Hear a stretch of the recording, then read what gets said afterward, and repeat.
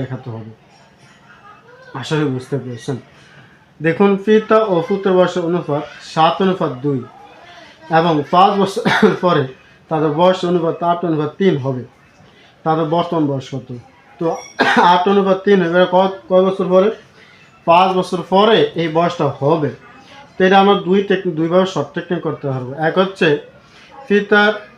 পিতার অনুপাত হলো 7, 7 দিয়ে 5কে গুণ করুন, 5 7 35, 5 7 কত? 35। আবার 2 দিয়ে 5কে গুণ করুন, 5 2 10, তার মানে 35 এবং 10 হচ্ছে তাদের বয়সের অনুপাত। আমরা এই টেকনিকটা আরও একটা শর্ট টেকনিক করতে পারবো, সেটা হচ্ছে অপশন প্রুফের মাধ্যমে। কীভাবে?